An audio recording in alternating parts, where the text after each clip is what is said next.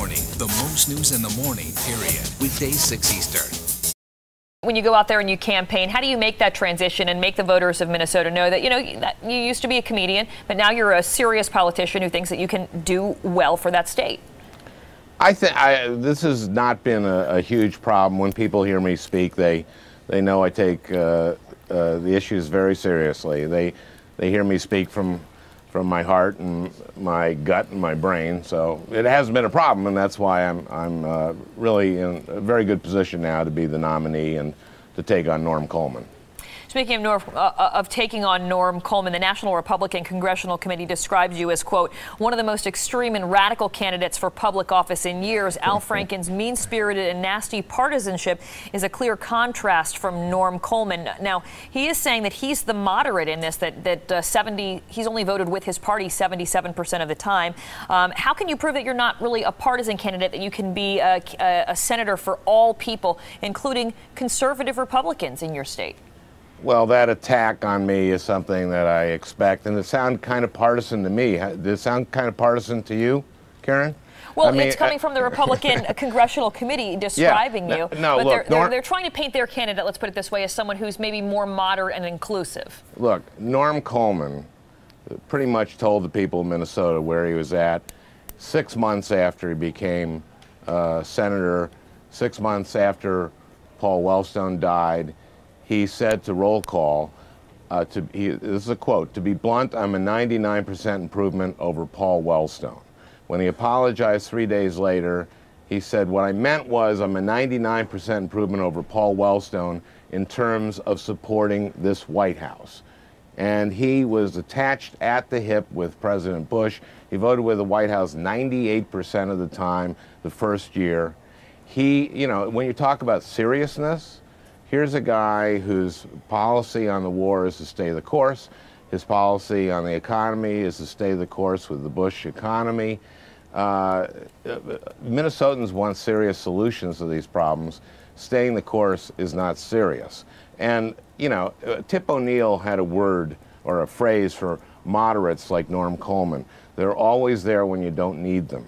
He's always looking, he's never the 51st vote. On any issue. He always looks for cover, and now to seem like he's not supporting the president, he votes against him when he has cover. Now, you quoted something Norm Coleman said. You've said some controversial things in the past. You wrote a book called Rush Limbaugh's a Big Fat Idiot. You said some things about other observations. You said some things about Karl Rove and Scooter Libby, saying they should be executed for treason because I did not say that, Karen. In a joking manner, in a satirical way. I didn't even say that in a joking manner. What did you say? I was on David Letterman's show, and he asked me. This is like the day after it was revealed that they had been participating in the outing of Valerie Plame, and he asked me what was going to happen to him, and I said that President George H.W. Bush, before he was president, was director of the CIA, and George H.W. Bush said that outing a CIA agent was treason. I said, David, you know what the penalty is for treason. And David asked me what was going to happen to them, and I said, so I guess they might be executed, which I'm against. I don't know how, I'm against the death penalty, and I'm afraid that Cheney and Bush might be involved in some way, and so we should pass a constitutional amendment to ban the execution of a sitting president, because that would be very demoralizing to the American people. This was, this is exactly what the Republican Party is doing. Well, this is the CBS Late Show quote. Okay, so the CBS Late Show quote, just so we're clear, and if you say, I mean, you were joking around with Dave Letterman, who's a comedian too, and so basically what it looks like is going to happen is that Libby and Karl Rove are going to be executed because outing a CIA agent is treason. Then you said, you went on to say we should never, ever execute a sitting president. All I'm saying is, when you say things like that in the past and you're running, obviously those things come up. But what you said was that I advocated the execution. I didn't say advocated. I didn't say you advocated. I'm just talking about when you say things in the past that can be perceived as divisive. How do you then come together and say, you know what, I can be a senator for everyone in the state? Because people know the difference between being a satirist, and the whole point of that was to show that outing a CIA agent is serious. That's what a satirist does. A satirist points out what is actually serious.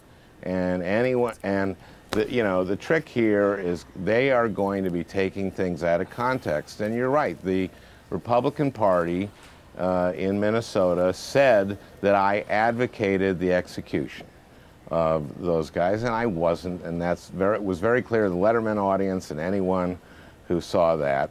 And look, this is just ridiculous. We should be talking about foreclosures on homes. We should be talking about gas prices. We should be talking about loss of jobs. And that's what I'm going to do. No, I agree. The reason they want to do this kind of distraction is that Norm Coleman has such a terrible record on these things. So I'm not going to let them do that. And then when they say that I advocated these things, they're only shooting themselves in the foot. They came out with this the day I announced. The day I announced, the first poll came out, said I was 22 points down to Norm Coleman. The last poll has me 3 points ahead of Norm Coleman. This doesn't work. And if they let them continue to do this, I'm going to talk about the problems that face Minnesotans. I'm going to talk about getting to universal health care. Right, and before we let you go, one of the top issues that we've been talking about is the economy. Of course, the 70+% of economists say it looks like we are in a recession. If you were elected, what would be some of the first things that you would do to try to turn the economy around? Well, the first thing I would try to do is put a moratorium on foreclosures. Staunch this downward spiral that we're having. You know, every house that's foreclosed upon goes on the market. That's why we've had the floor fall out of the housing market. I would also make sure that people have jobs. I didn't like this stimulus package. I would have used the stimulus package to address deferred infrastructure projects like roads. You know, there's plenty of infrastructure projects in this country that are short-term. We could have put people to work repairing them. They would have had jobs. Those jobs would have created more jobs because they'd be spending money. And then at the end, we'd have repaired infrastructure. We can do that by fixing up foreclosed housing, by retrofitting homes to make them more energy efficient, by making sure that states aren't laying off teachers and nurses and firefighters and police. So we could have pulsed money back to the states. And then long term, we have to do research and development, end this Bush war against science. We have to build an economy that works for everybody, and a green economy that creates jobs and gets us off energy dependence on, and that's why the price of gas and the price of oil is so much that we've done nothing in the last 7 years to get off our dependence on foreign oil. And Norm Coleman has done nothing about it, and President Bush has done nothing about it.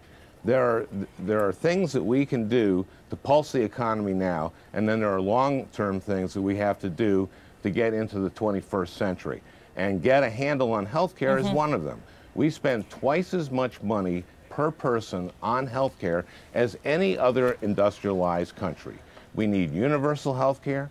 We need an education system that trains our kids for a 21st century economy.